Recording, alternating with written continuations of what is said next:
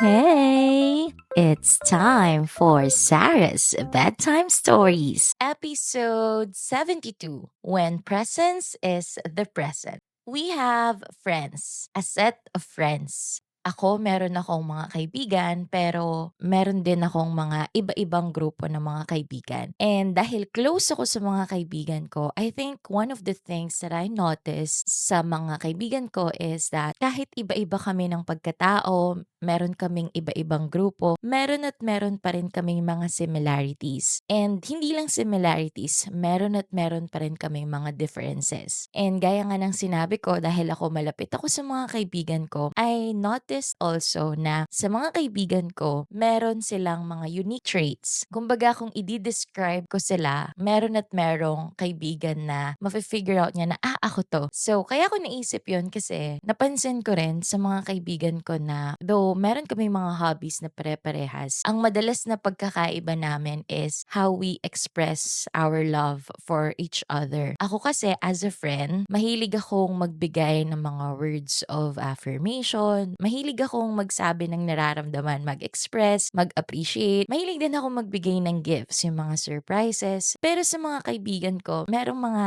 iba-ibang mga ways sila kung paano nila iparamdam yung pagmamahal nila sa akin at sa mga iba naming mga kaibigan. I have this one friend, he loves to show his love through his presence by showing up. Para bang lagi yung love language niya sa amin is yung presence niya. Kung namimiss namin siya, magpapakita siya. Kung namimiss niya kami, kung gusto niya kaming makasama, he'll do his best para magkasama-sama kami. And what's amazing about him is that kahit gaano siya ka-busy or gaano siya kapagod, meron at meron siyang ways para magkaroon kami ng time together or para maiparamdam niya yung presence niya. When I say presence, as in physically present talaga siya. Ganon yung love language niya para sa akin. And in return, siya rin, yun din yung feeling ko na nakakapagpasaya sa kanya pagdating sa aming mga kaibigan niya. What I mean is kung siya mahilig siyang maging present sa amin sa mga okasyon ng buhay namin, siya rin naman, he appreciates kapag kami yung nagbibigay ng time and nagbibigay ng presence namin,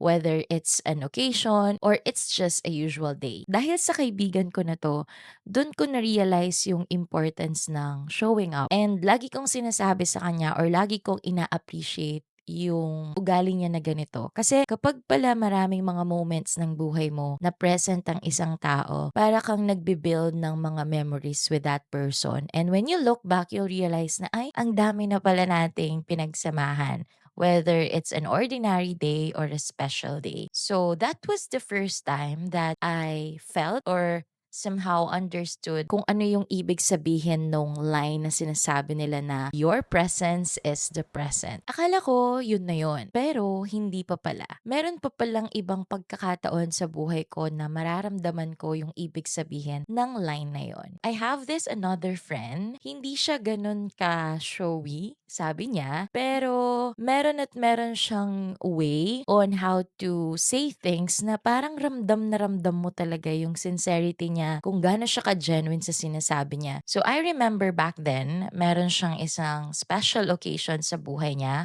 a once in a lifetime moment. And he invited me to come as one of the guests. Tapos, nung in-invite niya ako, ang pagkakasabi niya sa akin was, in Kapampangan, sabi niya, ate, nakamag-abala pa. Basta munta ka, okay na okay na. And when I heard that, naririnig ko naman yung linya na yon sa mga dating okasyon na inattendan ko na parang basta pumunta ka lang, okay na. Kahit wag ka nang magdala ng regalo, okay na. Di ba narinig natin yon, especially kapag may mga nag invite birthday or kasal. Di ba usually yun yung mga sinasabi nila. But there is something with this person, with this friend of mine na nung narinig ko sa kanya, parang ramdam na ramdam ko yung message niya. So yeah, I said it in Kapampangan, but in English, somehow it meant na you don't have to do anything, just be present, and that is more than enough. Somehow, siya yung nagsabi sa akin na your presence is the present. So, dahil siguro, or dahil naramdaman ko yung sincerity nung pag-invite niya sa akin, so I really did my best to be there, to be present on that occasion. So, nung dumating yung time na yon, yung mismong araw na yon, that special day of my friend, nung nakita niya kami for the first time, nakita ko talaga sa mukha niya kung gaano siya naging happy,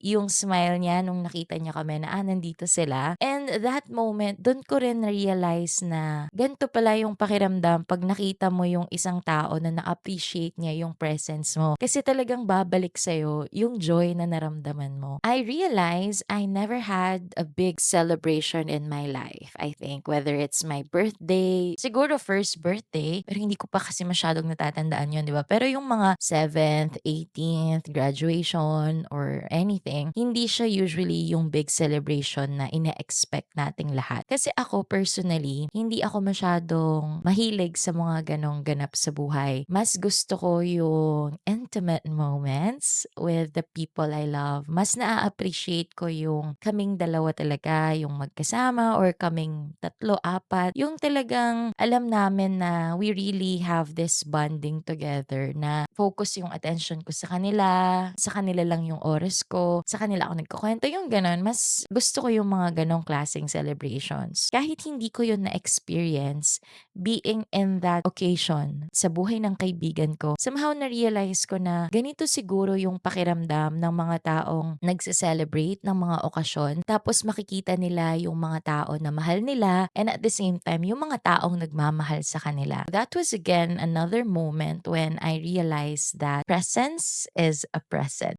If you are enjoying this episode, you'll love my books even more. When I was younger, I used to celebrate my birthdays with different groups of friends. Kumbaga, iba-ibang grupo ng kaibigan, iba-ibang celebration. Pero nung 29 birthday ko, that's when I thought of celebrating my birthday na simple lang, quiet ba? Yung hindi masyadong maraming ganap, just me and myself. Yun sana yung gusto kong mangyari. Ang ginawa ko, hindi talaga ako nag-invite. I just had my time with myself. Pero for some reasons, meron akong mga kaibigan na kahit anong gawin ko, sabi ko nga dahil love language nila yung presence, they still manage to do that for me. But then, for some reasons, meron akong grupo ng mga kaibigan din. We are four in the group. Yun yung time na hindi rin ako nag-invite sa kanila na wala akong celebration kasi busy kami or meron kaming mga kanya-kanyang pinagdadaanan sa buhay. Ang sabi ko, quiet lang tong birthday ko. Pero hindi sila nag-demand, hindi sila yung mga kaibigan na, anong balak mo, anong gagawin natin. Walang ganun. That's what I love about them. They just let me be me. So, yung time na yon decided na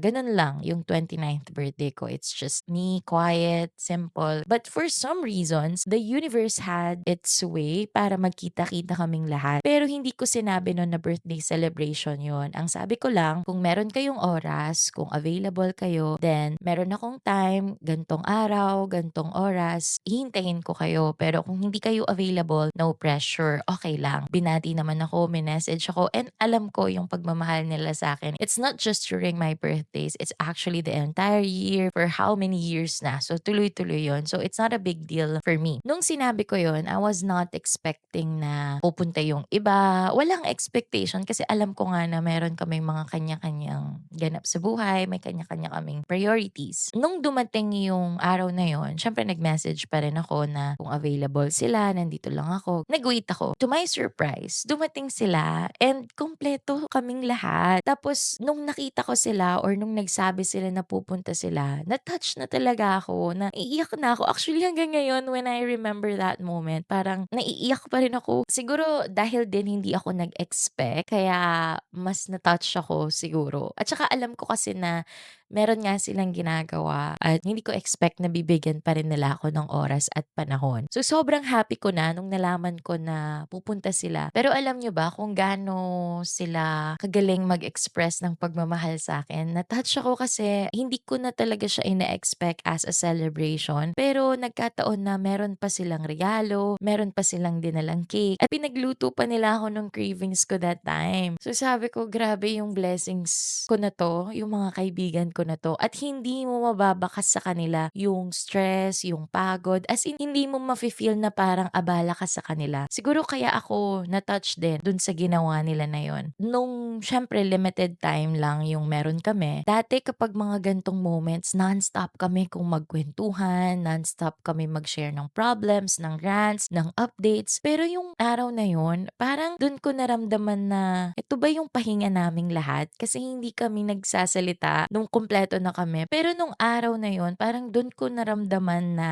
nag-iba rin yung ginagawa namin. Kasi before, kapag magkikita kaming apat, ang usual na routine namin is magkukwentuhan, magsasabihan ng problema, ng rants, mag-a-update. Pero nung araw na yun, nakakapagtaka na hindi kami nagkwentuhan masyado about that. Pero yung ginawa namin is parang finil lang namin yung presence ng isa't isa. Parang ganun yung naramdaman ko that time. So, hinayaan lang namin yung moment na yun. In-enjoy namin. Dun ko na-realize na baka ito yung sinasabi din nila na pahinga. Kasi after all ng mga ginawa namin, nagkasama-sama kami. Somehow, na-feel namin yung fun, na-feel namin yung joy kahit wala kaming ginagawa. Pero before kami maghiwa-hiwalay, we decided to have videoke. Favorite kasi naming bonding din yun. So, nakaupo lang kami, kumanta kami, minsan sumayaw kami, minsan nagtawanan kami. And to our surprise, yung mga napili naming mga songs, random lang to kasi suggestions ng YouTube. Tapos nung pinapakinggan namin yung mga songs at kinakanta na namin siya, unti-unti akong naiiyak. Tapos alam ko may mga videos kami pero nung na-feel ko na naiiyak ako, parang dun ko na-realize na dahil hindi namin alam kung paano i-express yung nararamdaman namin that time or ayaw naming mag-open up ng nararamdaman namin kasi we don't wanna ruin the situation. Gusto lang namin ganun siya yung happy, chill, and felt ramdam yung presence ng isa't isa. So, hindi kami masyadong nag-open up. I remember one song was Rainbow ng South Border and may mga lyrics nun na parang yun yung message namin sa isa't isa. And there was this time na talagang umiyak ako and sinabi ko talaga sa kanila na I love you girl so much. Hindi rin sila nagsalita, hindi sila kumibo, hindi rin sila umiyak. Pero alam ko or parang ramdam ko na kaming lahat nararamdaman namin yung nararamdaman ng isa't isa. Na-realize ko dun na kapag pala minsan masyadong strong yung emotions mo, sometimes you cannot really find the right words to express what you feel. And that was the moment na feeling ko, dun ko pinaka naramdaman yung ibig sabihin ng your presence is the present. Naramdaman ko kasi dahil dumating sila, dahil nagpakita sila sa akin, parang naramdaman ko yung pagmamahal nila sa akin. As in, my thoughts, I realize na there are feelings na mas mararamdaman mo pala when you're quiet. I also realize na presence is a present kasi kagaya ng pagbibigay mo ng regalo,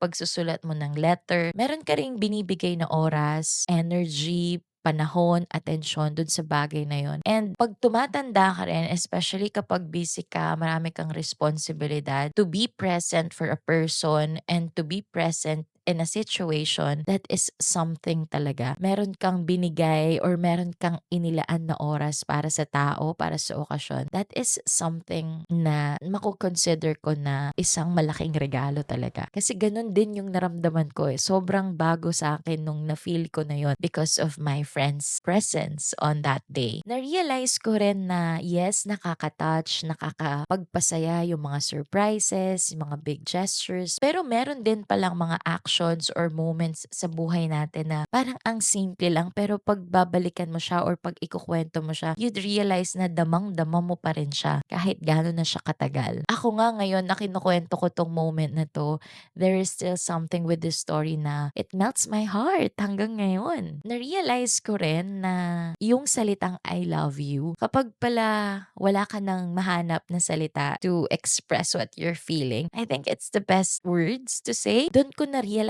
yung bigat ng salitang I love you kasi sa sobrang punong-puno ng nararamdaman ko, yun yung three words na alam kong magsa-sum up nung nararamdaman ko. So, that's how I realize how valuable is to say I love you and to receive an I love you sa mga moments na ganun. And to sum it all up, I realized while doing this podcast episode, more than sa mga realizations ko about presence as a present, I also discovered something about myself, something na nagbago. Kasi during my younger years, I usually wait for my birthdays kasi feeling ko ito yung araw na extra appreciated, excited, extra loved ako because of the messages, because of the gifts na natatanggap ko. Pero ngayong tumanda ako, na-realize ko na hindi mo naman pala dapat hintayin yung birthday mo para ma-feel mo na may nagmamahal sa'yo o may mga nakaka-appreciate sa'yo. Kasi when you found your people, the right people in your life, kahit ordinary days pa yan, birthday mo man o hindi sila magmimintes or hindi sila magsasawang magpaparamdam ng pagmamahal sa'yo. And minsan, kahit wala silang ginagawa, they would just be present in your life and you know na you are loved. Kasi ako, ganun yung naramdaman ko sa mga taong kinukwento ko sa inyo, sa mga episodes ko, sa mga kaibigan ko na tinuturing kong family ko. To end this podcast episode na talaga, to my friends who are my family, who always make me feel na I am loved and appreciated, that I'm never alone in this life. Thank you so much and I love you so much. Your presence is the best present in my life. Thank you so much. And sa inyong lahat, if meron kayong mga naalalang tao na yung presensya nila ay pakiramdam nyo, nagpabuo ng araw nyo, nagpasaya ng araw ninyo, feel free to comment or tag them below. Again, this is Sarah and this is Sarah's Bedtime Stories. Good night! Mwah!